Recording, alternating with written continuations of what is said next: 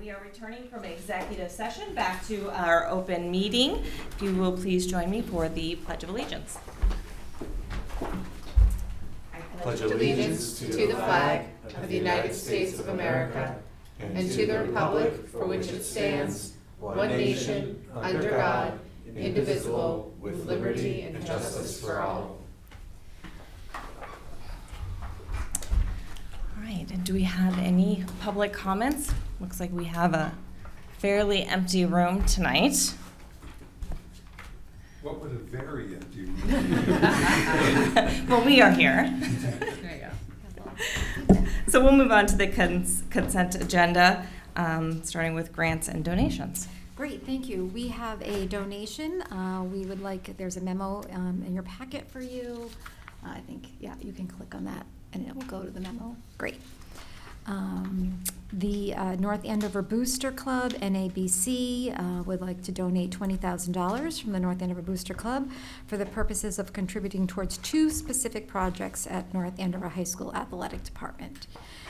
They are requesting that $5,000 of that be put towards the inspection of all mechanicals in the North Andover High School Grozier Gym. This would include the 10 hoops and 7 dividing curtains.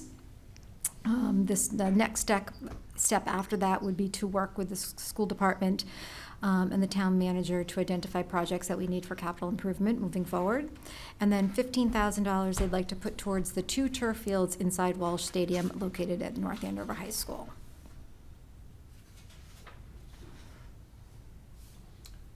Thank you. Yes, thank you. And thank you to the Booster Club. This is very generous of them. We have to vote to move. We do. We have to vote to accept. Do I have a motion? I move. Mr. Brown. All right, Motion. yes, I will move second. that we accept the generous $20,000 Booster Club donation. Yeah. I second. All right, and we'll take a vote. Mr. Hicks? Can we discuss briefly? Yeah, absolutely. We can discuss. I would just like to say I agree with the suggestions they make in terms of like how the money can be divided up. Although not necessary that we do that, I think it's a good plan, good moving forward, and very thoughtful. Yeah, especially considering these were the curtains were some of the things that were brought up by Mr. Nugent when he came before us. So those are examples of what he said, things that were not working and were needed attention. So thank you to Booster Club Yes, for that. absolutely. And the turf fields are way behind schedule in terms of this kind of maintenance too. So it's really nice and very timely. Yes, very much needed and very much appreciated. Any other comments? We will take a vote. Mr. Hicks? Yes. Mr. Moskovich? Yeah. Mr. Brown? Yes. Ms. Cormier? Yes. And I also vote yes. So thank you again. All right. We have the meeting minutes of June 6th, June 20th, and July 18th. Do we want to take these all together, or would we prefer to take them separately? Is there any discussion on that? I'd be fine doing them together. I only Need a minute? So, yeah, 2 of them got added after I had looked at the agenda, so I just need a quick minute. Sure.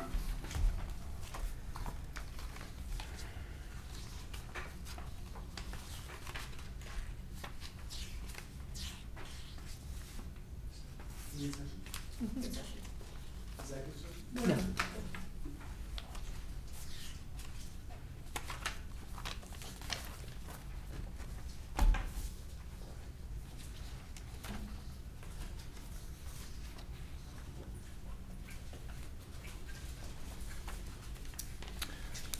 I want to say there was an error on the June 20th.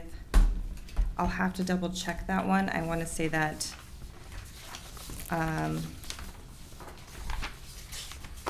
Mr. Hicks, I believe this was the one that you had come to executive session a little late in, and I think the roll call vote was 4-0, so I don't think you had seconded that one. I believe Mr. Moskovich had seconded that one. Oh, to go into executive. Yes. Yes, I arrived a few moments late for that one. So that will need to be adjusted.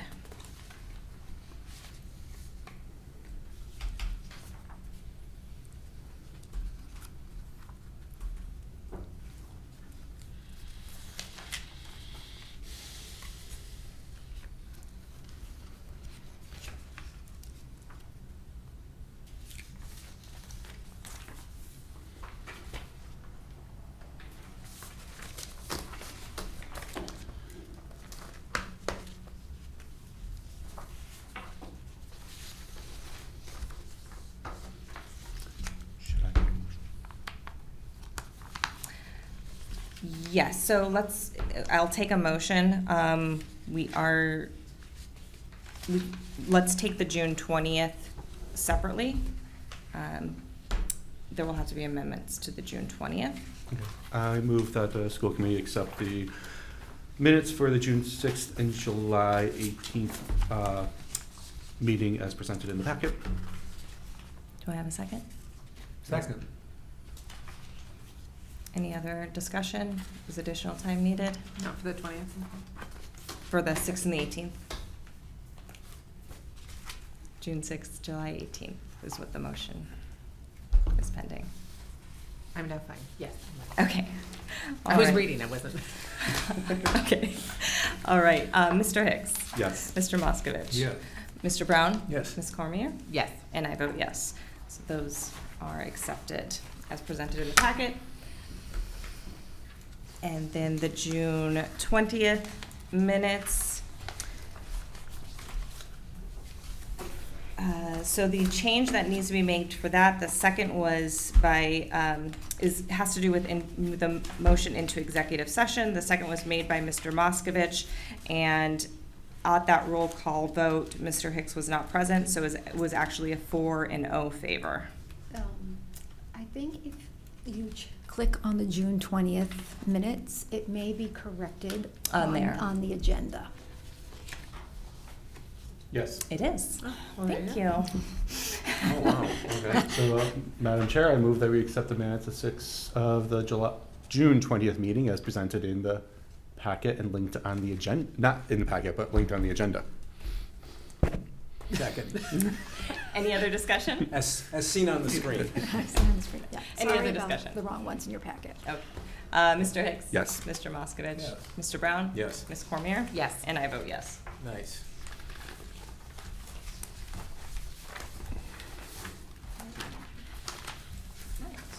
Right. So the June 20th ones are corrected online. Yes.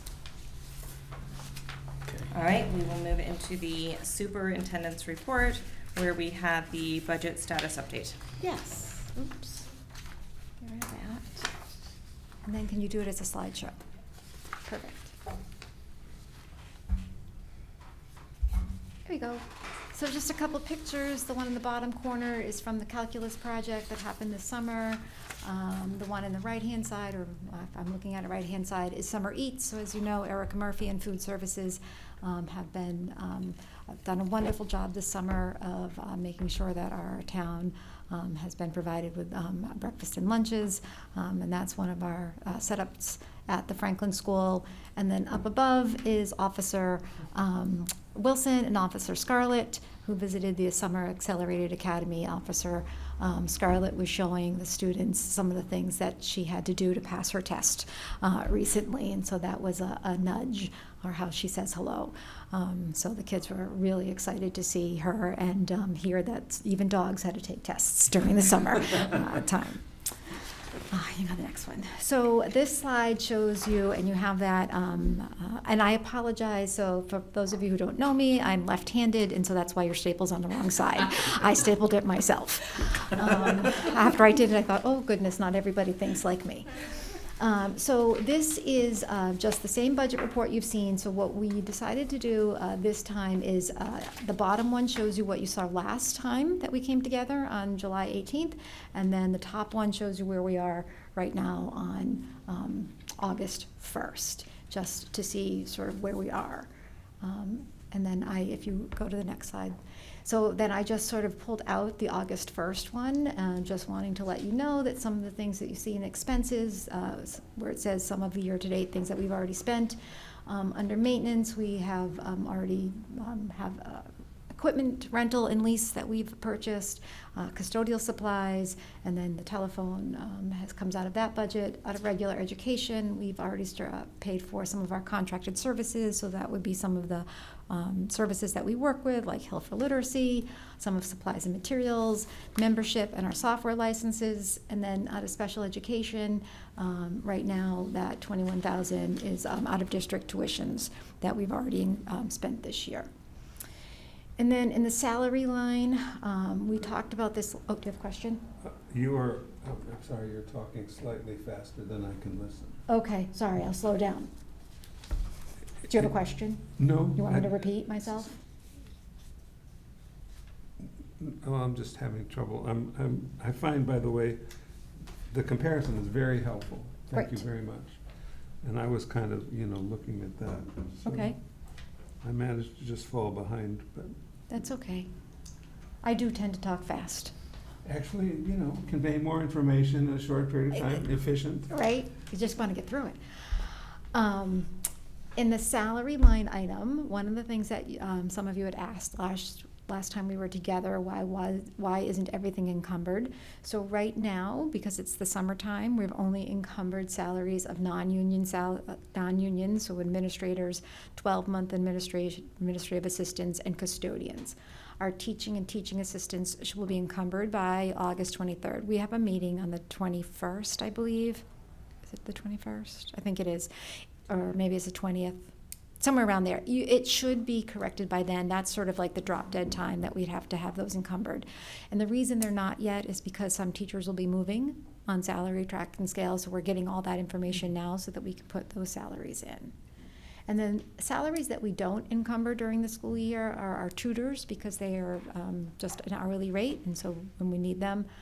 Noon attendance, because if they don't work, they don't get paid, so we don't encumber that. And then the substitutes.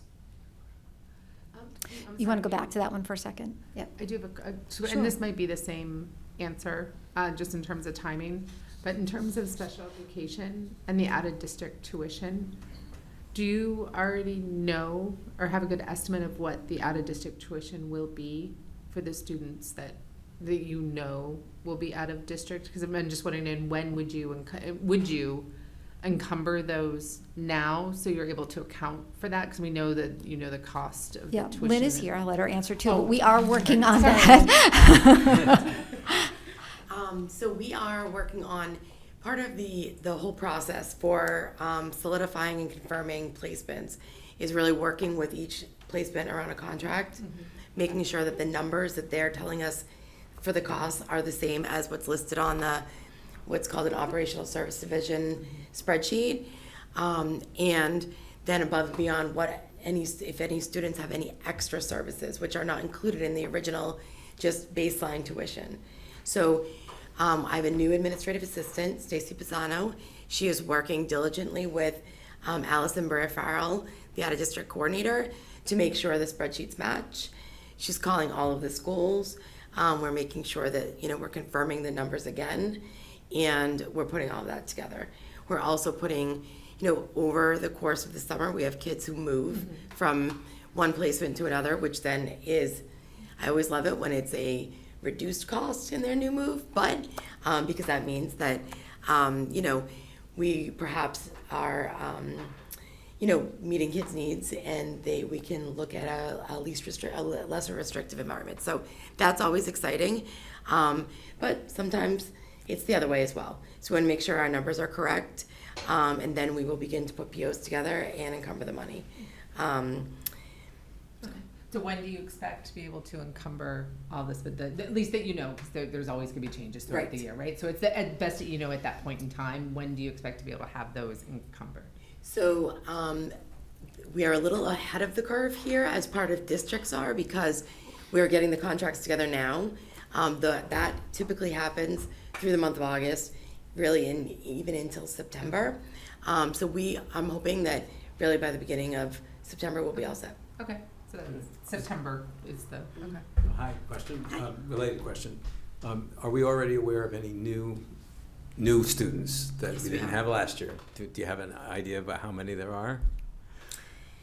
Yes. There were about 8 cases that were in flux over the summer, and those cases are, we have those names on a list. So there's about 8 of them that we are working on. Some of them may not end up on our out-of-district list. Some may. And then we have some students who were in the extended evaluations, which I think was discussed prior around when As a district, we look to see what students might need in order to learn in a more successful way. So those students go out of district, then depending on their recommendations for what type of placement, we begin to look and search for those placements. So we had approximately 5 students who were taking part of extended evaluations in the spring, in which have not confirmed a new placement yet. All right, so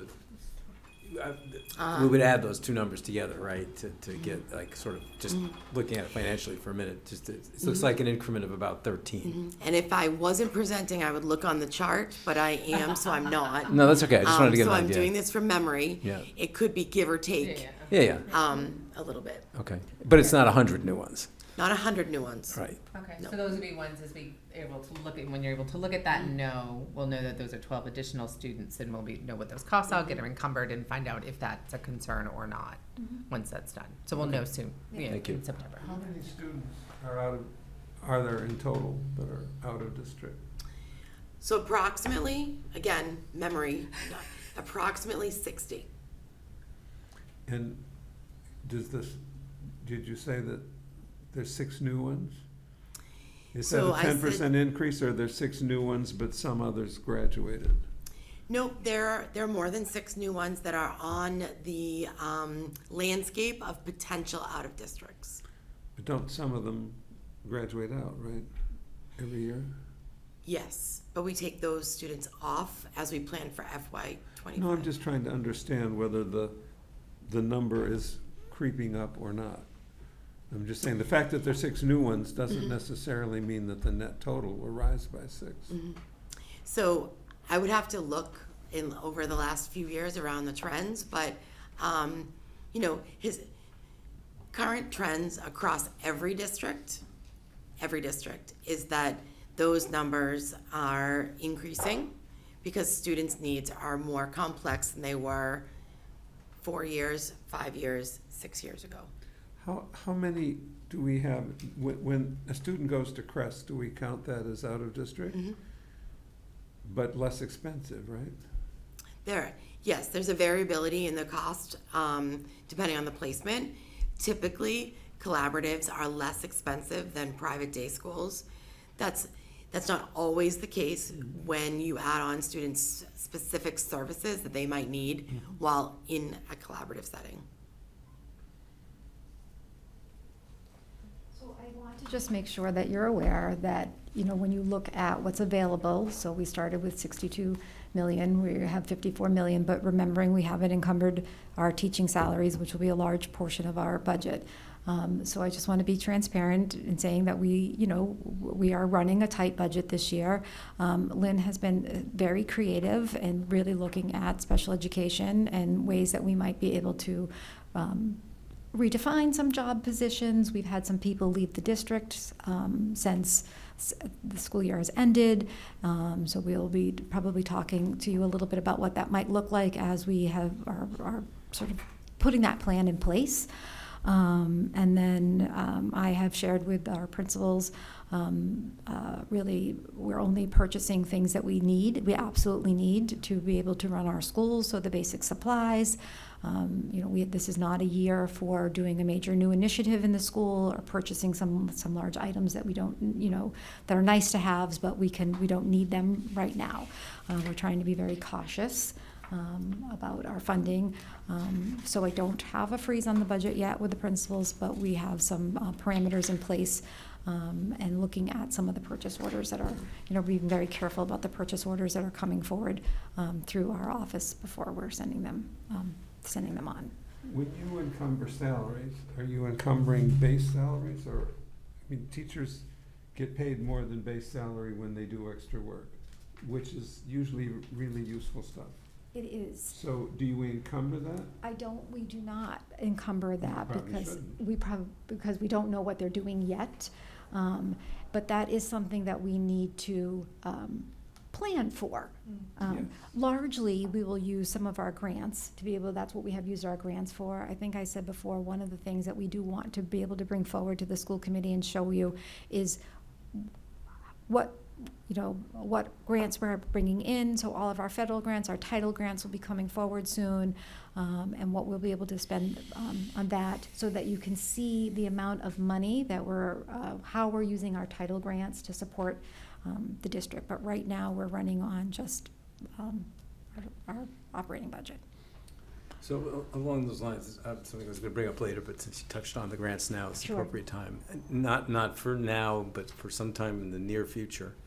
I would love to see us do a kind of classic sources of funds, uses of funds analysis. Me too. I think because I mean, I think where we all get a little frustrated, I'll speak for myself, but I bet my colleagues feel the same way. When we get a little frustrated when we look at the warrants, because it's very, very difficult to tell. Every time I seem to question something, Tracy says, "Oh, well, that's a grant," right? And okay, so that doesn't help me, right? Because I'm trying to figure out how to balance the scales of justice, right? So it would be really, you're getting along the lines there. We're working on that. Lynn Yeah. is starting to work on that. So That's what she's perfect. doing is getting all of her expenses, and then we're starting to put what's the funding source that goes to them. And we're doing the same thing. So the Kristen Ando is working with the curriculum directors, doing the same thing. So all of the things that we purchase and we use for our curriculum, and then what's the funding source to be able to pay for that, so that we can share that with you. I think that will help us help you, right? Yes, Because if we I can agree. really, look at it that way more holistically, we'll be able to better give you guys help and that way, so. And we're thank not you. there yet, but I've started to play around with some of the things that, Ed, you've mentioned in terms of looking at each building and what the budget looks like within each building. So if Franklin has, 7 special education teachers, what's the salary for those 7 special education teachers? If they have, 15 general education teachers, just so that we can start to get a sense, like, it should all match up at some point, and then the Franklin principal really knows how much money that they have to run their building. The same thing is, what's their piece of the substitute line item? So, if a principal wants to hire 5 extra substitutes to do professional development in their building, what they'll now know is that money's coming off my piece of the substitute, and if I spend it now for doing this, if something comes up, I don't really have that money, and then how am I going to Cover the classes. cover the classes? Yeah. Okay, great, Yeah. thank you. So that's our goal, to get there. Perfect, thank you. So, David, you mentioned the warrant. I think in an ideal world, the warrant is a miserable place to do what you want. What you want to do is exactly right. You want to have the kind of data that assures us that we're on track to live within the budget. But looking at a whole bunch of expenses is not a good way to do it. Mr. And so- Moskowitz, just get closer to your mic. I'm sorry? Your Closer mic's to your on. Oh, I'm sorry. So I think there's a better way. The staff is working very rapidly and making incredible progress, so I don't think we should expect everything all at once. No. But at some point, I'd like to try to work out a tool of looking at the warrant in terms of what I think we should be looking for is, there's something here that's really questionable, and then we should rely on the kind of reports that Pam's just talking about to make sure. Yeah, I The- think if the- you the- had that sheet, that sort of spreadsheet, you could cross-reference it to the warrants when you look at the warrants, and you could say, oh, this makes sense, this is what Exactly, that yeah, is. sources and uses of funds Yeah. is the way I look at it, it's very clear that way. Yeah, Mr. Hicks, you got a comment? You mentioned it before. I think this is an appropriate time to ask this. We had a number of people take advantage of the voluntary separation agreement, and we're rehiring in new positions. I know you had budgeted in a certain amount in for that. Just can you update us on how that hiring process is going? Are we right at that number? Are we able to get a little lower? How's it? What's happening? I don't know the exact answer. Some are coming in a little bit lower, which is great, but some, I'll be honest, are coming in a little bit higher. Some of the positions that we had to fill are high needs positions, and so it has been tricky. You don't necessarily want a year one Yep. teacher teaching some of the positions that we've had. So as soon as Rachel is able to enter the salaries, I have her working on that right now, so she knows what we projected we were going to be able to save, and then if that's going to happen. The one thing that has happened is that we have held firm to the reduction of the teaching assistants. We have reallocated our teaching assistants within the district, and so that we have not, increased that that area. And we were able to do it with very minimal moving because of the people that had taken advantage of that. So there are a few teaching assistants that will be moving buildings. They've all been notified of that. And do you imagine we'll have all the positions in place that we need in place for the beginning of the school year? Or are there some that have been, sometimes it's easy to hire the people and sometimes it's Some's hard. been a little bit tricky. We have some educational team leaders, positions open, if anybody is looking for a position, and that's something you do. I encourage you to look at the North Andover website. But those that are open right now, and I think we have a long-term substitute position at Sargent still open and a long-term substitute position at Thompson still open.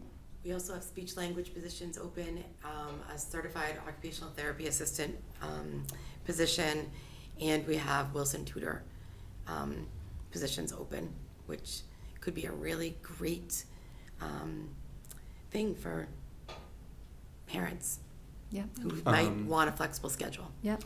Are we worried at all, because these are some very particular services that kids need because of their secrets? Are we worried at all at this point that we won't be able to, it'll be really overwhelming to deliver services at the beginning of the year without these? Or we have a backup plan just in case for some of those kiddos if we can't get some of those filled? I mean, so I'm always going to tell you that I'm a transparent and honest person. Yep. I'm not sweating worried yet. Okay. But I am starting to get worried. Okay. And the backup plan is not one that any of us really want to talk about. Right. It's usually going to hire an agency, which may or may not have the staffing that we need, and it's at triple the rate that we would, pay as part of our contracted rate. So it does become problematic when we do not have specifically related service providers to provide the therapies needed, and we need to outsource that or make some kind of agreement for compensatory, which is typically at a higher price tag than services in district. Can the collaborative serve as the source of that kind of contracted help? Unfortunately, they would love to. Unfortunately, they are in the same staffing positions that we are in. And we already use collaborative services for some of our related services. The specialty areas such as teacher of the visually impaired, teacher of the deaf, orientation and mobility therapy. So those are positions that we do not employ in our district. We already use the collaborative for those, and the collaborative at times do not have enough staff members to outsource to their member districts. But it's only August 1st, Yep, we have time. so We are actively looking. Greg Landry has advertisements out. There's a little bit that was used for advertisements and some of that money. We have been trying to connect with people we may know, and that may also be part of a reorganization of special education so that we are looking at services. But things like a Wilson tutor is a great job if you're retired and you have Wilson certification. It's a great job. yes.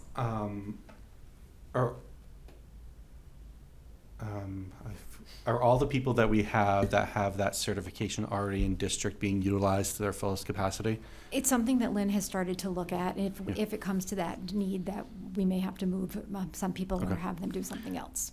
And there was one more. Oh no, It's a good question. I forgot. Never mind. Okay, if it Sorry. comes to, you can let us know. I know, it's toasty in here. All right. And then just continuing on in the budget, go to the next slide. Just so everybody's aware, on July 29th, Governor Healy signed the FY25 state budget. So Chapter 78, it's an increase of $104 per pupil increase. What that means to North Andover is if you see, North Andover receives minimum aid, so we already hit what we need to. Do you want me to? If you want to blow that up a little bit, you could try. I don't know if that'll work. We have it here. And it's linked on the website, so if people at home want to click into it, they can see it. Oops. Hold on. Yep.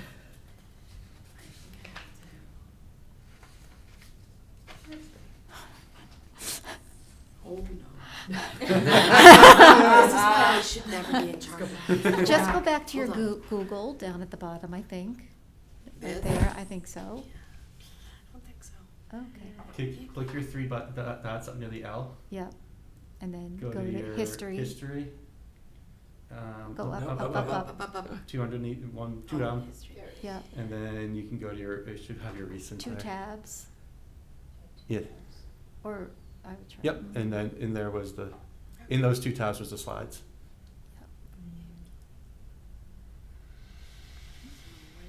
You go back to do that again. Go back and do Do that it again. again. Yep, go Yep. back to the 3 dots.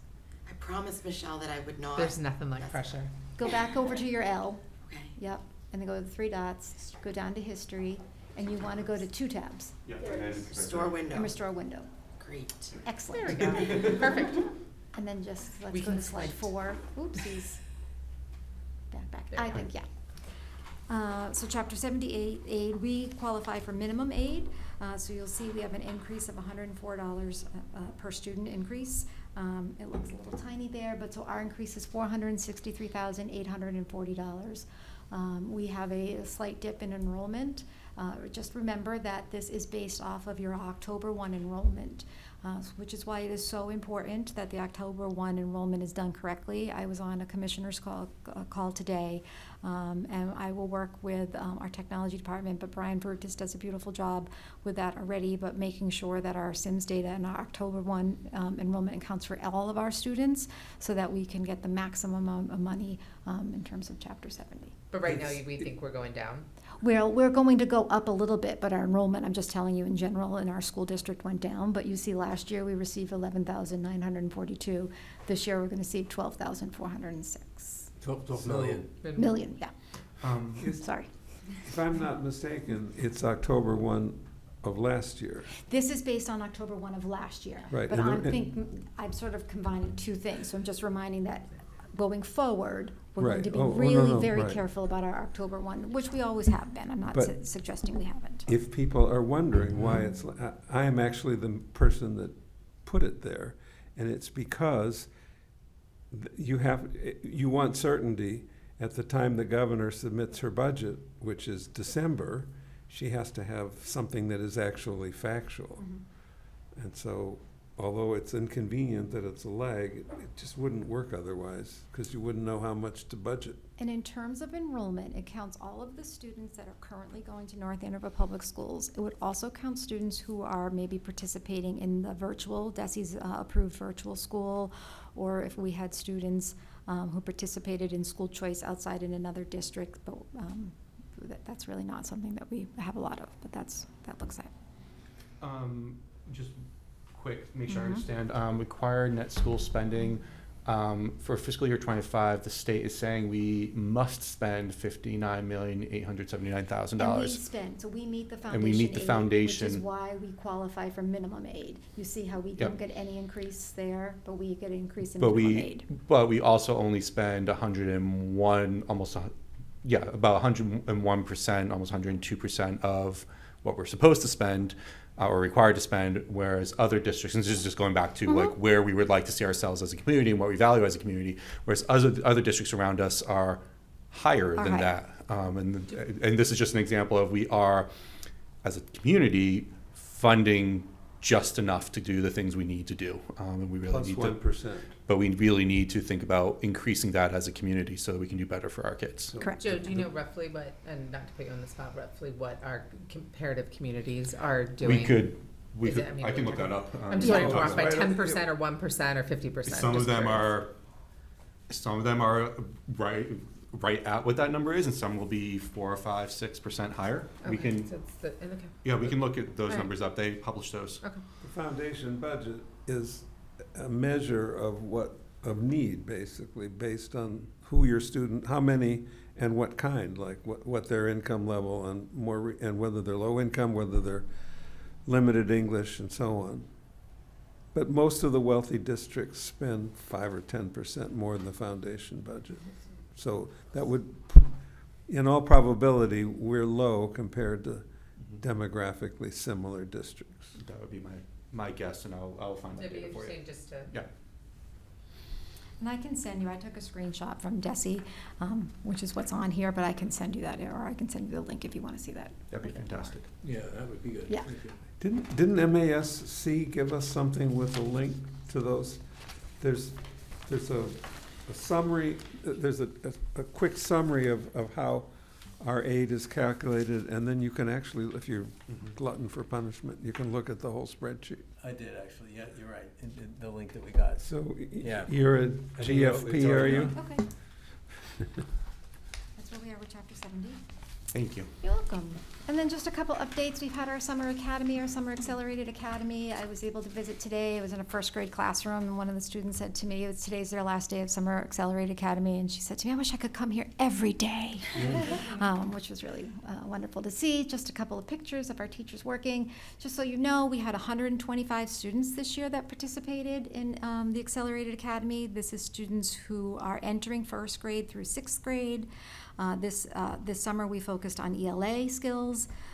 They were boosting their reading and writing, understanding through wit and wisdom, literacy and foundations, really trying to build their background knowledge. They focused on books, lots of great reading independently, reading with their teachers. There was small group work that happened during the week. The students participated in physical education and in art, and our students, our teachers took care of progress monitoring that took place at the beginning of the week and at the end of the week to document our students' growth, and they were really dedicated and hardworking. So And- it's students new to the district? No, this is students who are recommended by either their MAP scores or their Oh. DIBEL scores or student or As school having, recommended. would benefit from it? Correct. And we do it at our expense? We receive a grant. We receive a grant I was from gonna the make that Department of point. Education. Oh, So this is oh. all grant funded. Yep. And then the calculus project, I think if you remember when our math director, Ben Cabrera, was here before, last year we had 9 students, I think, that participated. This year we had 45 students that participated in the summer. I know, it's wonderful. The Summer Learning Academy, our 8th grade, our rising 8th grade students were strengthening their linear equations and solving systems. Our 9th graders were developing better understandings of quadratic functions and geometric relationships of lines and triangles. I think maybe I should have gone to the calculus project. The teachers, they had personalized learning. They had the support of the Khan Academy. Our students had a day of building robots and problem solving. They took a trip to Raytheon. Our students really engaged in some thoughtful conversation about belonging, agency, and resiliency. They did analysis of the films Hidden Figures and A Million Miles Away. These films highlighted the accomplishments of STEM professionals from historically marginalized backgrounds into the difficulties they needed to overcome. The next steps for these students, they'll be continued to be monitored. They're going to be supported throughout the school year. They receive tutoring throughout the year to make sure that their cohorts, in their cohorts that they are in for their math classes, they'll be monitored through their MAP scores, through their MCAS scores, and their school-based grades for additional support. And then we begin recruiting in January 2025. And this is something that is supported through our operating budget. Was this an opt-in program for the student? Like, how did the students know to do this? Like, So how- Ben Cabrera goes and he does speeches, invites parents, he goes and talks to the kids, he along with the principal at the middle school and the principal at the high school, and so this is the first year we were able to move to the high school. They had a wonderful celebration at the end where the students stood up and gave speeches about the impact it had and how it changed what they're thinking about math. Families were invited. So I think about 15 family members were able to attend this year. I was at the Cape conference during that time, so I wasn't able to be there, but they sent some photos. It was a really great week. And last year we weren't able to host it in North Andover, but this year we were able to host it here, so it was really fantastic for our kids to be here. They're learning calculus? They're learning skills in order, these are to put them on a track so that they are able to do calculus, or what our hope is that they're seeing themselves as mathematicians so that they potentially will be able to to just see themselves as mathematicians and be able to participate in classes that they may not have typically participated in. Pretty cool. Yeah.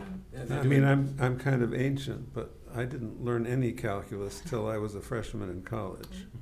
So if they're doing first derivatives, that's, Well, it says right here, linear equations, solving systems. They're The goal doing is pre, to- they're doing pre-calc. But that's great. Students That's that have not necessarily been seen as math capable or math, of having those math abilities, and that we don't, that we're not seeing in calculus now in senior year and junior year, and backing up the process of encourage them to see themselves that way to middle school and give them the skills they need to be successful in calculus. And it's 'Cause open to you can't all- get there unless you start the process in start 7th or 8th grade. Correct. It's open to all students in North Andover, but we do, part of the calculus project is really looking at groups that are typically our marginalized backgrounds who may not have had opportunities or belief that they could do the work. Yeah, and encouragement, right? Encouragement, yes. This is to get them encouraged about it, right? So that they don't go the other way, you know. They All don't- those groups that were discouraged Right. from math, right? Like this Right. is It's important. great. Yeah, it's great. Math Lovely. rocks. And that's that. Thank you very much, Ms. Loco, for that wonderful update. All right, moving into the chair's report. Let's see if we had anything else. All right, so we did have a survey for the community chat for National Night Out. It looked like Mr. Moskovich and Miss Cormier had the most availability. I should be able to jump in and help set up for that. I certainly don't expect you both to stay the entire time. So if either of you has to leave early, that's perfectly acceptable. So Kelly, if I could make you the point person for that, get in touch with Michelle. We can set up that table, and we'll have 2 committee members there available for community chat for anybody in the community who wants to stop and speak with our 2 members of the school committee. Awesome. Okay. One thing to think about is we're doing these, and do we want to, as a committee, provide any kind of, we're going to try to encourage kids to come up and talk to us, right? Is there Yeah. anything that we'd want to attempt to provide to be interesting? Or like my daughter, when goes to fall festival, like she'll sell her soul to go anywhere to get a balloon, right? Like things like that. And I know, right? Like maybe that's a little silly, and I think we need to discuss, because it would we would need to personally pay for those things. So we just need to kind of just get people to think about that. What's the If it swag? helps you, Yeah. you will be right next to us, that school department, and the literacy coaches are running the table this year for North Andover, and they have carnival games that they have set up, and when they win, when everybody's a winner, the carnival game, we have an array of books, all different grade levels, there you ages, go. and their prize is they can choose a book to finish up their summer reading, or just for pleasure, whatever they're looking for. So we have some prizes there, but you'll be right next to us. And then I usually do get a big bowl of the Dum Dum lollipops, which is also helpful. Oh, see, there you go. You need Okay. Although I So don't we know, need I don't like that swag. name Dum Dum, but Yeah. you know what I mean. All right, so I might be reaching out too. It happens at the is that called Hayes? Yeah, Yes. yeah, the middle At schools, Hayes. yeah. At the middle The school. field Middle behind, school. the old track Yes. behind Atkinson in the middle school. so we would be there, well, from 5:30 to 7:30. Mhm. Yes, And, correct. okay. And there's gonna be food around. Yes. There is. There's And if lots you're a of good- food if you're a around. good boy, you can go see the helicopter. Oh yeah, the helicopters are awesome. I want to go see Oh, those. and there'll be police dogs. And the police Yeah. dogs, and if you're a bad boy, we'll put you into the police patrol car in the Oh, backseat. but you aren't gonna be there. I will not. It's a good time. I That think. is a last good It is a time. great Yeah. event. It's a great event. But the yeah. point is, since I don't normally cook my meals anymore, I can count You on, can get food. I can go there hungry. Yeah, and- we'll The get fire Yes. department has free hot dogs. So I Not think just it's the usually what dum-dums it is. at Alice the, was there school. last year too. I don't know Yeah. if they will be Okay, this year. so, what happens if both of us go at 7:30? Is that all right, or is it important that one of us stay? We encourage 2 members to be there at the same time. It ends at 7:30. Oh, it ends at 7:30, so why does it Right. say 7:30 to Oh, I 8:30? thought it ended. I'm not sure. Oh, maybe it ends at 8:30. And since it's Oh, it two ends at hours- 9? 8. It It ends might- at 8. I think the event It is might 6 have to been a 8. cleanup time. Might be So it cleanup. ends up at 8, so it might just be for I think the cleanup time time. of the event is 6 to 8. 6 to 8. That sounds right. Yep. A little before. And I talked to Michelle, so she was doing a lot of the coordination in terms of the setup and components like that. So I'll touch base with Michelle, find out what she's doing and kind of what any additional requirements that we need to do I for better setup. check, but I think the reason I didn't say yes at 7:30 is because there's something that I want to be doing at night, but I'll double check. And if that's perfectly okay. Well, I don't want to leave Kelly, in the lurch. I've handled tables alone. All right. And we al- probably rather well, too. Yeah. We also have the Fall Festival. There's a little bit more scarce availability for the committee on that. For me, I don't have sports schedules yet. I don't either. That's why Oh, yeah. I could have more availability. So, I could have none. I'm going to table assignments on that one until we get some sports schedules out that may change things for committee members. So, I'll have at least 2 soccer games that day, so I just don't know what time. Yeah.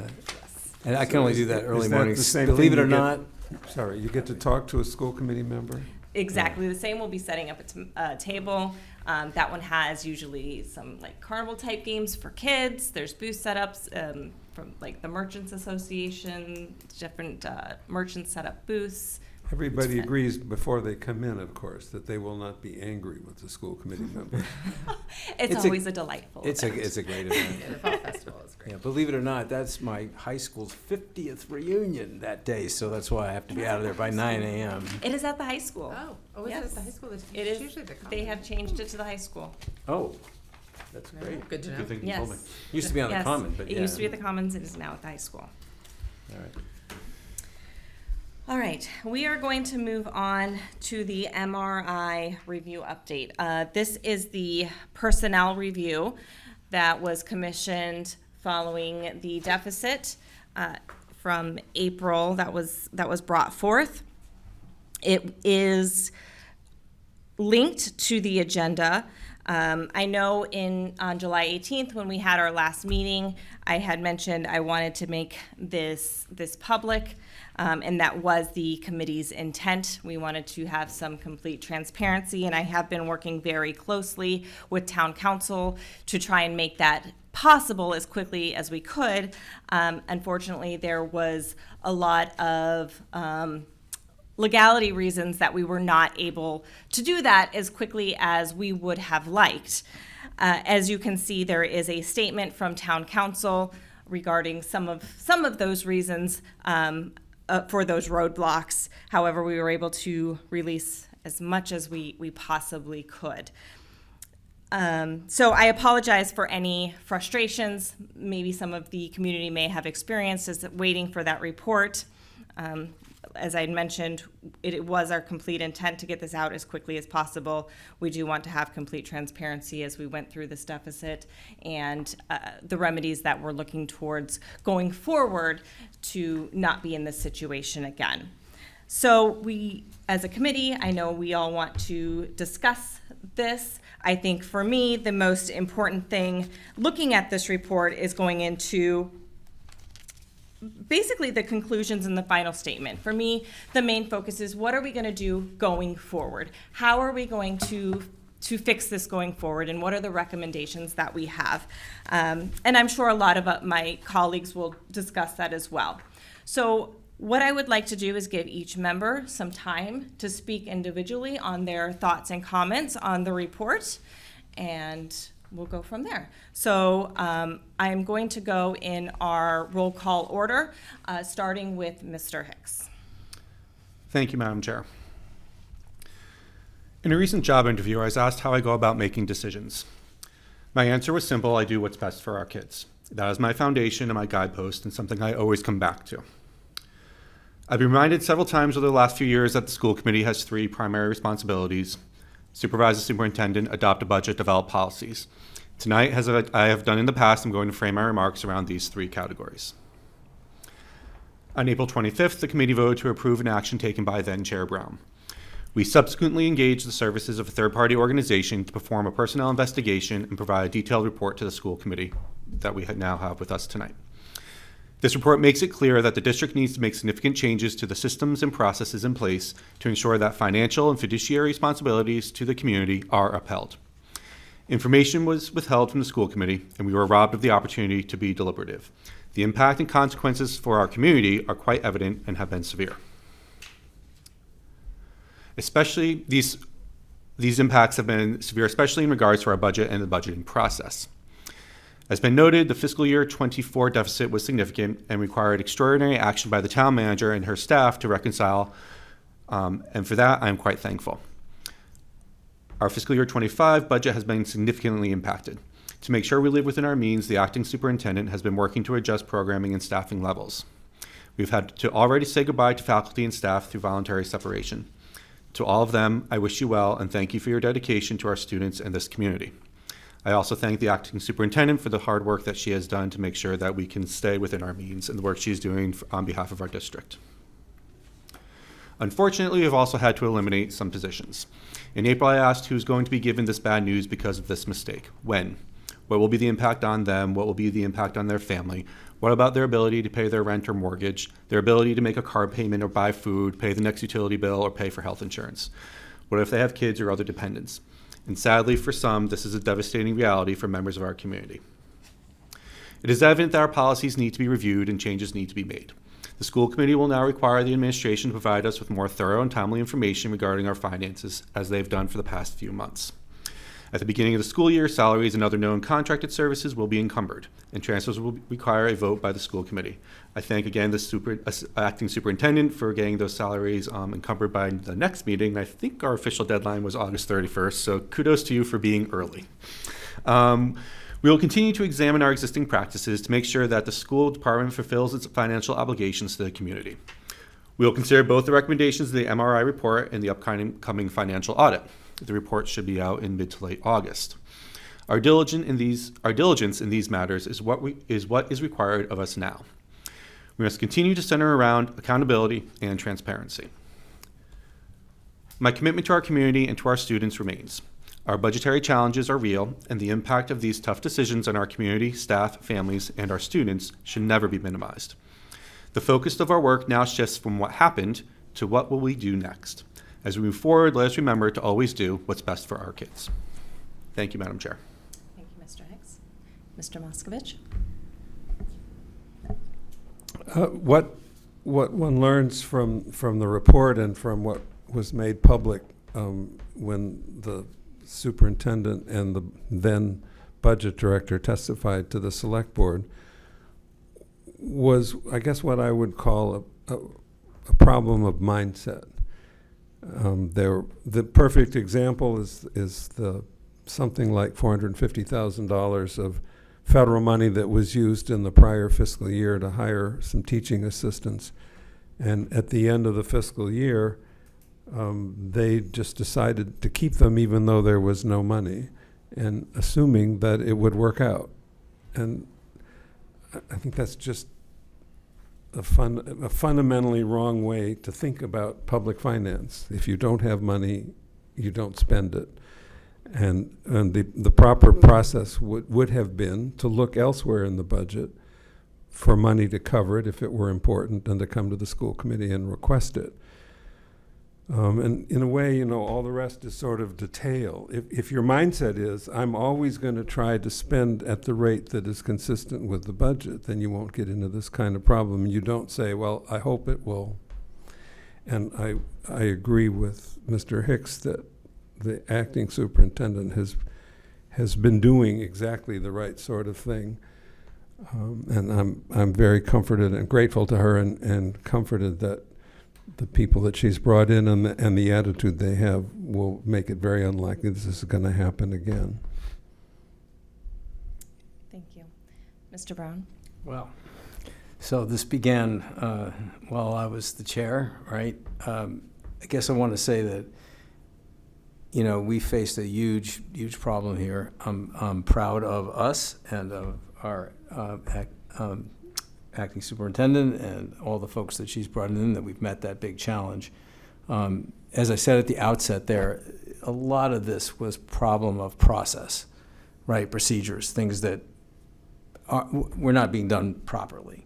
or thoroughly. And I think that, and I don't want to repeat anything that Mr. Hicks or Mr. Moskovich have said already. I agree with all of it. But, you know, there are a lot of problems that have been, some of which have been addressed in this report. Some will no doubt be addressed in the CLA report. I think we've met that challenge. We're going to do the best we can as a group, both as a school committee and administration working together. I'm grateful for that. You know, we've got a tough year ahead of us for sure, but we're meeting that challenge. It's been, for me, it's been you know, a rough few months. So I'm happy that we're on the right track now. I don't know really what else to say. I'm just happy that that we've met that challenge and that we're, you know, going to fix these issues. I think I'll just leave it there. Thank you, Mr. Rowan. Ms. Cormier? Being the fourth and the fifth in line here, I'm going to try to keep it short. I agree with my colleagues in what you've stated. I'm really focusing on what do we do moving ahead and the opportunities that are before us to work with, you know, with our amazing school community, our faculty and teachers in what we in administration, and being able to truly service the community and the things that we need to do as this body.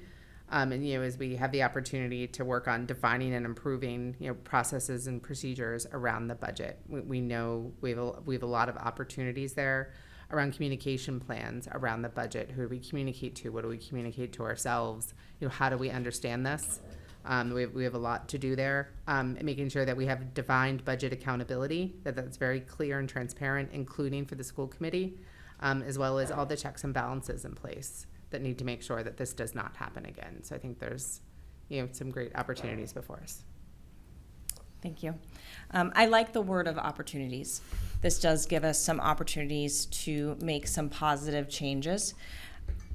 We were originally scheduled for today to have our school committee retreat, and we do this annually to allow the school committee to have some additional trainings. And we decided to convert this to a regular meeting in anticipation of being able to share this report with the public and to be able to have some discussion. And I'm glad we were able to be able to do that. And now looking at it, it also gives us the opportunity to wait for the CLA report to be able to reschedule that community retreat. And it's my intention to wait for that retreat after the CLA report comes out to be able to take that time to really evaluate the policies around the financial processes that are in place, and to allow us to take that retreat time to look at our policies and to make those changes and implement new policies that we may need to have going forward, and taking into consideration MRI report and the CLA report. And I think that taking action is the most important thing that we can do coming out of this to make sure that we are not in this position and that we are making this the best, most financially responsible and productive school system that we can for all of our students. So I thank you for all of your comments.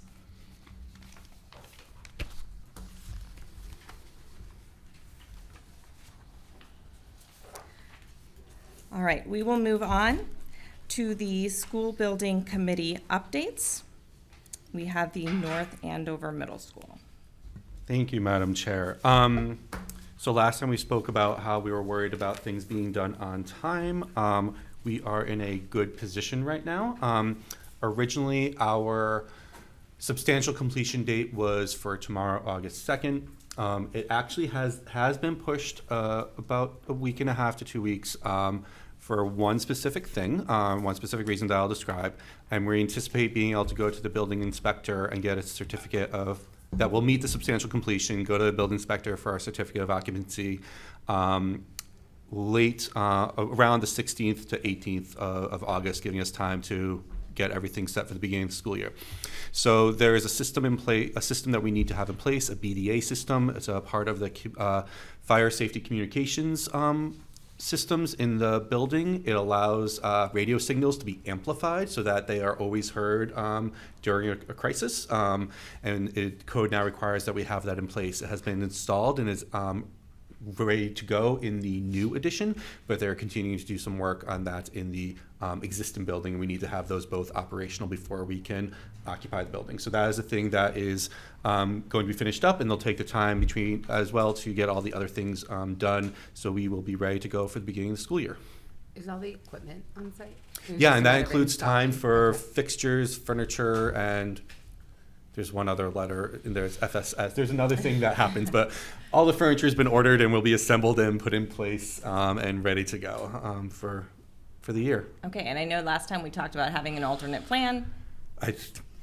So We're in the. They say we're in the clear, but I would suggest always just be ready in the back of your mind. I heard a similar report that things are feeling more promising and less concerning about not being able to open. But if something happened and that we weren't able to get the occupancy, or there was if there was a snafu or something came up.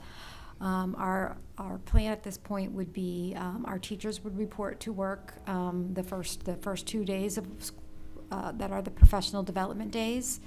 Our teachers and our students would not attend the first 2 days of school, and we would tack on 2 days at the end of the school year for the middle school. That seems to be the best plan. We looked at potentially taking we have 2 full day in service days, and having them come to school during those 2 full day in service days. That impacts teacher conferences if we do that. It does impact some of the PD. It also impacts some of the moving. But this is a very sort of I am feeling much more confident that we will all be able to start school on the anticipated time. When we have to make the decision if things don't work out, I when think would if you we're not able notify? to get that occupancy when around the 16th to 18th, we'll know. I am walking. John Mullen and I are going over tomorrow to take a walking tour to see what the meet some people, take a look at what's going on. But what I've heard from everybody is that people are not feeling as anxious as they were feeling the last time I was here.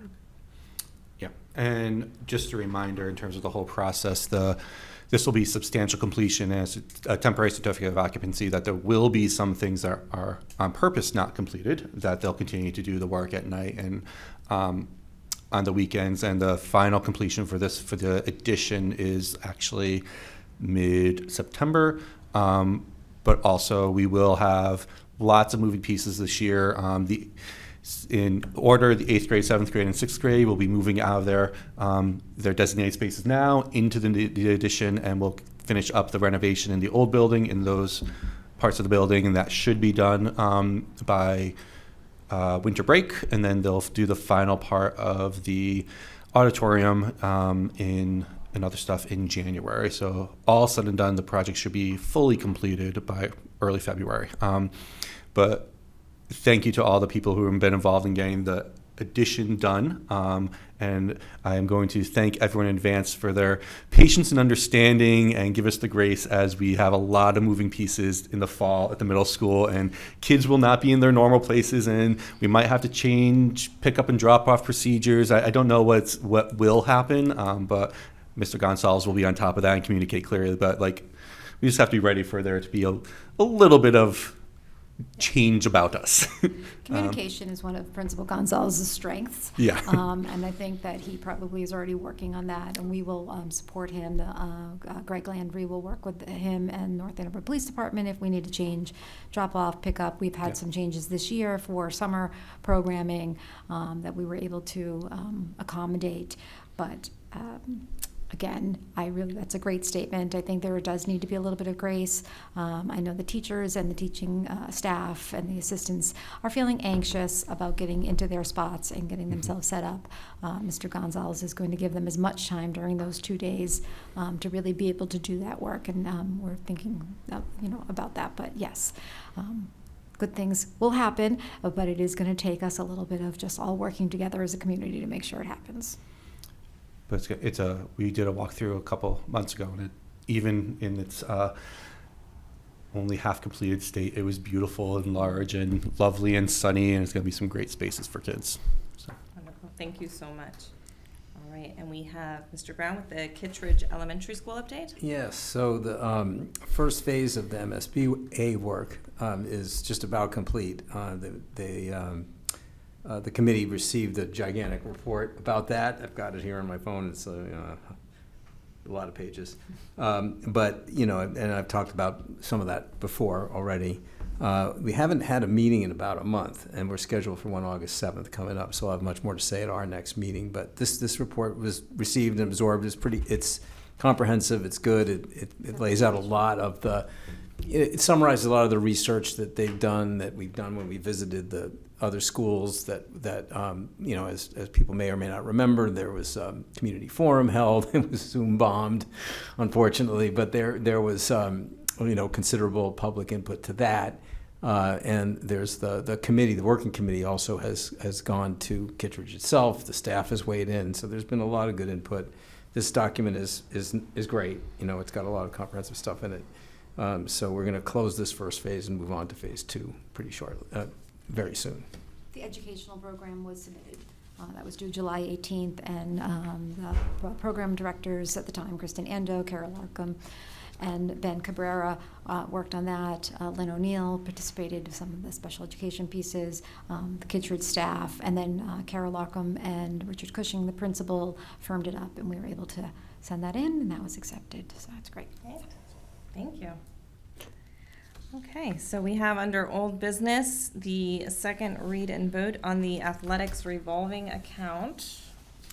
Madam Chair, I move that the committee vote to adopt the account limit increases as presented in the packet for the athletic revolving accounts. I'll second that. Is there any discussion? Ms. Lathrop, can you give us a quick reminder why we have to change what the numbers are for the public watching at home? Yep, you have to change the numbers because the athletic director is anticipating more higher fees or more revenue coming in, and so he has line items like the salaries, athletics, uniforms, and clothing that currently has no funding in it, and he would like to put some of the new revenue into those line items to be able to support those. So we have to have those line items created and designated with amount for him to deposit into them. Correct. Great, thank you. All right, any other discussion? All right, we'll take a vote. Mr. Hicks? Yes. Mr. Moskovich? Yes. Mr. Brown? Yes. Ms. Cormier? Yes. And I vote yes. Our second read and vote is on the new policy, or it's a policy update on religious and ethnic observances. Madam Chair, I move that the committee vote to adopt the proposed language for the religious and ethnic observances as presented in the packet. Can you click on the thing? I forget the exact number of it. Oh, it's not on there. Okay. Yeah, there's a list, but it doesn't total on that. Yeah. No, it's there's a it's particular policy. Is there a link at the bottom? It goes into it would be for a particular policy. Oh, Yeah, JH. that- I'm sorry, oh. it's JH. It's up on the other part. So should I restate it? Oh, there it is. The committee vote to adopt the proposed language for the religious observance policy labeled JH. Is there a second? Second. Okay. Discussion?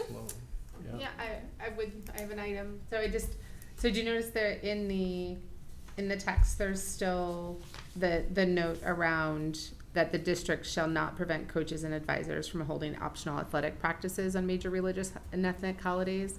And I know I brought that one up before, and I think you were gonna bring it up. I just want to see kind of what was the conversation around that. It was similar to the conversation we had, here, is that we, the coaches and the athletic director will be very aware of these holidays. There's a list that follows that has all of them there. But I think Mr. Brown talked about that there are rules for our athletes in terms of missing certain practices and that maybe not being able to participate, but we also want to give our coaches some opportunities to have optional practices. We will work very hard not to schedule during these times, but we do feel as though the coaches still need that opportunity to have optional, and so that students are not penalized if they aren't able to participate. I think that's, I think this policy takes us is tremendous and moves the needle so far in terms of what we need to do. But I think this is a missed opportunity, that we're explicitly saying that this doesn't apply to athletics. I think that's a miss. I think there are lots of things in there that talk about athletics. And there's it doesn't apply to these optional Practices. particularly calls out these athletic practices, because we all know it's students, especially the athletes, they are so dedicated and doing, and along with the coaches, and if there's an optional practice, they're going to go and they're going to miss those holidays with their families. And I think that's just, it's unfortunate that we're not able to meet that. Well, I can comment a little bit about that. We've talked about that before. I see your point, by the way. I don't disagree completely, but I do have to say, as a coach, I often have held optional practices, for example, on Saturdays. And I make it really clear. Now, this is me, and this is one individual case, right? But I make it really clear it is optional. I'm not going to count, because some of the kids work or whatever it is. But I look at it, and again, this is me specifically, I look at it as an opportunity for those athletes that might want to get a little bit of extra work in, get a little bit of extra attention from me, for example. So it kind of cuts both ways, right? I'm not saying your point's invalid. I do think that there is pressure for sure on kids on student athletes, to not want to miss it, and it can create family stress. I've experienced that in my own family, where I said, actually the opposite. I told my kids, you're not going.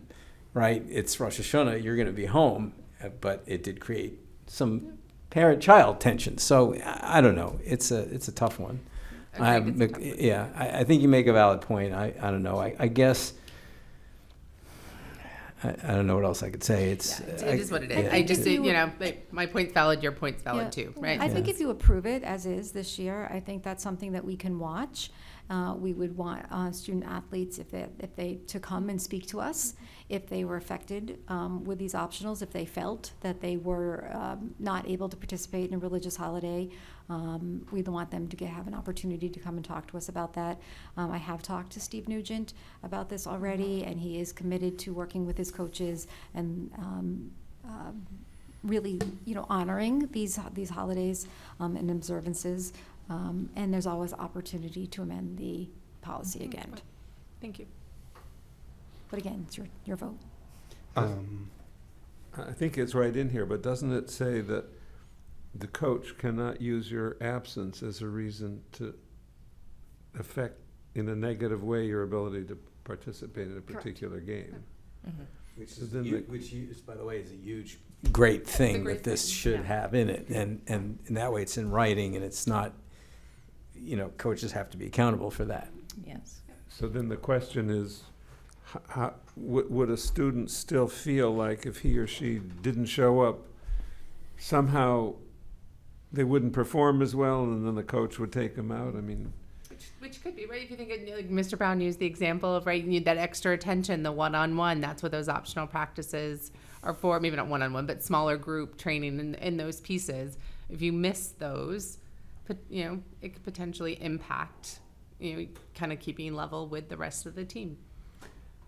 And then I don't know how many we're actually talking about. So to your point, let's maybe rerun for the year and see how many, what is this really? I think the fact that what gets me is it calls it out very explicitly that we're going, this tremendous policy, and this policy is tremendous, that it explicitly doesn't apply to that. Right, and one thing I want to remember too is this policy was brought to us by a student. We also have students who are advocating for themselves to be able to practice their religious observances too. So I'd be curious to know how many are going to their coaches and saying, I understand you're having this optional practice, but this is important to me, and I just wanted to let you know that this is important to me. And if I could add one thing, I think too, one of the things we're trying to do is help students self-advocate, right, and teach them to stand up for themselves. In my experience, North Andover students don't have a problem with that, but I'm sure some do. I mean, so that's part of it too. Yeah. We should encourage that. Pam, could we ask that at the end of, say, 6 months, you come back and tell us how many such practices there were? Yes. Yeah. I would just like to note, as you mentioned, Madam Chair, that thank you to Mahak and the work that she did and the proposed language that she submitted to us as part of her civics action project, and to her teachers at the middle school that Mr. McGravy that encouraged her and supported her in designing a project which was 2 years ago. She's just finished up her 9th grade year at the high school. So this is a great opportunity where we should mention that kids are incredibly capable and smart and do great things when given the opportunity and support to do it. We want to build that up as much as possible. I also think this is a great step in the right direction of making sure that our values are captured clearly, and that we can refer back to this as a foundation for people to say, no, this is what we mean, and that kids have the power to say, you can't do this today because of this, and it empowers them in so many ways. So I think it might be great for our student reps from the high school Mhm. this is something that they could gather some information Yeah. from their peers, and that they might be able to give us a report. I mean, I certainly can talk to Steve and the coaches, but I think that they have this sort of inside information. Because I'd also like to know if it's working in the classrooms as well. As you as see on that list, there are lots of ethnic and religious holidays that our students might be participating in. And this is also an awareness of the people who are in our community. And it gives our teachers and our staff an opportunity to know and to learn a little bit about some of the people in our community. And hopefully, just as you said, somebody said students advocating for themselves, but students also, I think, say her name for me again. Mahak. Maha. Yeah. I think one of the things that she said was that, she didn't always feel like she could tell people she participated in Diwali, or she didn't feel like people cared, that it wasn't something that mattered or wanted to know about. And I think this is an opportunity for us to learn about the people who live next door to us. And also empowering students is a great thing, but also they shouldn't have to argue for things that should just happen for them too. Right. So that's our job. Yeah. It was brought up, one of the questions that we did receive is, how does this pertain to staff? And if staff have a religious holiday, and if a professional development day fell on a staff holiday. So I did look at our school calendar, and there may be one or two that are considered our professional development day, but staff also have the same right to take a religious holiday if through their contract, and we would be very aware of the things that we offer for professional development during that time. So that might be more of a self-directed, as opposed to something that, much like the athlete puts a staff member in that position of, I really want to hear this professional development or participate in it, but I also want to, honor my holiday. So we'll be very aware of that as well. That's great. All right, are we ready to vote? Okay, Mr. Hicks? Yes. Mr. Moskovich? Yes. Mr. Brown? Yes. Ms. McCormier? Yes. And I vote yes. And that will pass as policy JH. All right, and we have for a first read, proposed change policy KFE1. Update the fee for custodial overtime for facility use. Ms. Lathrop, will you walk us through this? Yes, so I think we've talked about this a few times this year, that our custodial overtime was one of the things that was particularly challenging for us in our school budget. Just for a note of background, the current fee is $27 per hour that we charge people for custodial fee if they are using for use of facilities. That fee was set in 2008.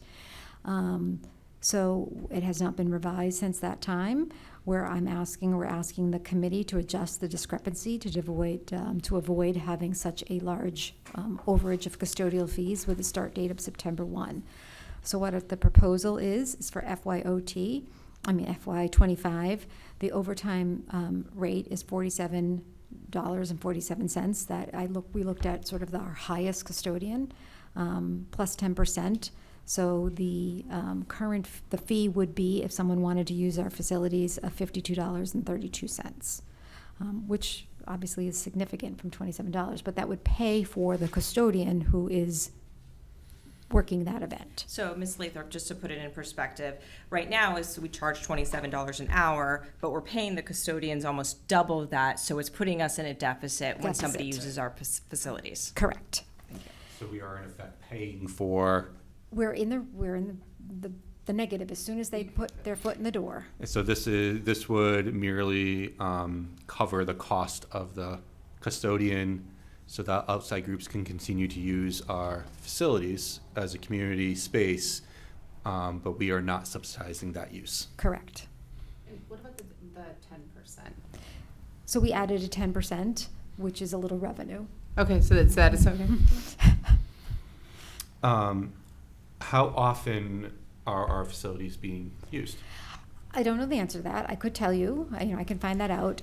What I can say is that we are going to have some issues with outside events inside our high school auditorium this year, and because of the shape of our high school auditorium. I'm not sure, but I don't know if that's something that has been brought up here. But there is work that needs to be done in our high school auditorium, and that is something that we're going to be put forward in our capital improvement. But what's happening is that we don't, the auditorium takes a lot of work, which costs us a lot more of our own staff, so it's more money on the district when we have someone use the auditorium from outside, because the auditorium is just not in the right state that it should be in right now to be able to support some of those performances. So we will continue to support our in-school performances with our staff, but if somebody goes to rent it, we end up incurring a lot more costs because we have to do a lot of extra work in order to make it functionable for them. How can we pass that along to people who rent it? We are sharing with people when they put in a request that we're not able to grant that request until we're able to improve some of the functions within the auditorium. So it's not just a matter of passing those costs along, saying, hey, this costs more. It's we have to take care of things first. Well, and I want to clarify too, when you say the 10%, a little bit of revenue, I mean, we're also paying for the electricity, the water, the wear and tear. I mean, it's really not revenue It really as much isn't. as You're right. maintenance. Yes. Oh, there's no other fee on top of this? There are some. No, There are fees. some. That is not something that we're looking at to correct. I think that in the future, that is something that you're also going to have to. So if you look at the actual sheet of the schedule of fees, we are asking just to take care of the custodial rate this time. So making a change where it says category 2, it says custodial charge applies at the flat rate of $27 per hour, striking that and adding custodial charges will be charged at the highest overtime hourly rate of the current custodial pay plus 10%. So that affects, that was going to be my question, so that change, so in other words, if somebody uses, for example, a field, right, that doesn't require a custodian, there's no change to the existing Correct. fees. Correct. Right, if they need a custodian for some reason, then that changes that fee. Correct. Okay. And the categories of the groups using them fall into categories 1, 2, 3, 4, right? And that is based on who they are in the community, Correct. and that's defining another thing. But like, we don't charge ourselves to We do not. use things. We wouldn't charge Booster Club to use a meeting room. Correct. But if they need a custodian, then we do. Like if they're using the gym and the custodian has to be there to open, close, whatever, set up the hoops, they have to be paid. Yeah. So one of the things if an athletic team is using the cafeteria for their celebration, we have not been charging them custodial fees, but we are going to be charging them custodial fees. That money is through their revolving account. Yep. And they would normally go to a restaurant and pay that fee, and so we will be. I mean, I don't go around renting space, but these seem like awfully low, They are reasonable low. rates. These are very low. I mean, I think at some point that's another thing, but it's challenging, and I think the community, some of the things I've heard is that it's been a tricky year in terms of we've raised a lot of fees, and it's hard because you'll see like every time we've said this one hasn't been since 2008. One was 2016. It's been a long time, and these are the things that we're looking at, and it's part of the reason that we're in trouble. And I think. Right. just the fact, as just said, that minute we accept if someone coming into using something, we're already running in the red. It's a loser. Yeah, we're losing. Because we can't, Yeah, pay we for the lose money facility every fee. time At somebody. the very least, I think we need to have a structure that allows the community to use the space, but also covers our cost. Yeah, and and wear some and of the tear. maintenance on Right, it. yeah. And it's Yeah. similar, Right. so we looked around at some of the towns around us, so they charge fees of $52, $48, $45, $50, $55. So it's similar. For the custodian. Oh, Right. Okay. Right. All right, thank you very much. All right. Madam Chair, Well, do we have any other public comment? Hearing none, Madam Chair, I move we adjourn. do I have a second? You do. A second. Okay. Mr. Hicks? Yes. Mr. Moskovich? Yes. Mr. Brown? Yes. Ms. Cormier? Yes. And I vote yes, we are adjourned.